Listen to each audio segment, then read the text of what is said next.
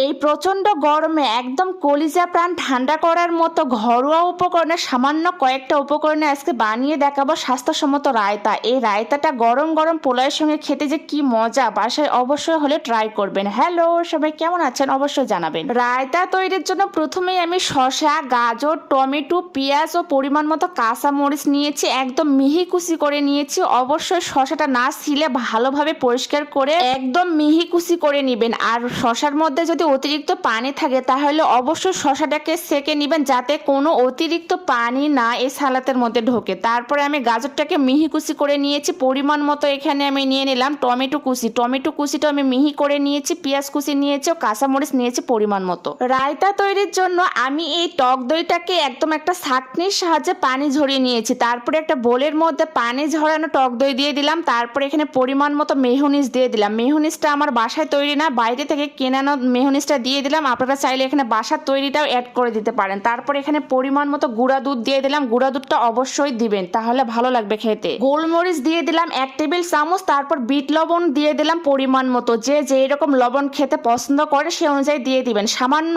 আমি 1 টেবিল চামচ দিয়ে দিলাম চিনিটা অবশ্যই দিবেন, তাহলে টেস্টটা ব্যালেন্স থাকবে। তারপর সবগুলো উপকরণ খুব ভালোভাবে মিক্সড করে আগে থেকে যে শসা, গাজর, টমেটো আমি মিহি কুচি করে রেখেছিলাম সেগুলো দিয়ে দিলাম। রেস্টুরেন্টে গিয়ে মোটা টাকা খরচ না করে বাসায় তৈরি এই রায়তাটা খেতে এত বেশি মজার যে অবশ্যই একবার হলো বানিয়ে দেখবেন। আপনার হাতে যে রায়তাটা খাবে সে আপনার প্রশংসা করতে বাধ্য হবে, এত বেশি মজার হয়। যারা ডায়েট করতেছে তাদের ক্ষেত্রেও এই স্বাস্থ্যসম্মত ঘরোয়া উপকরণের রায়তাটা অনেক বেশি উপকারে আসবে। যদি আমার ভিডিওটা ভালো লাগে তাহলে অবশ্যই বেশি বেশি করে শেয়ার করবেন, কারণ আপনাদের এক একটা সাপোর্ট আমাকে অনেক বেশি উৎসাহ প্রদান করে নেক্সট ভিডিও বানার জন্য। সবগুলো উপকরণ খুব ভালোভাবে মিক্সড করলেই এই তো তৈরি হয়ে গেল একদম ঘরোয়া উপকরণের স্বাস্থ্যসম্মত রায়তা। অবশ্যই বাসায় বানিয়ে দেখবেন।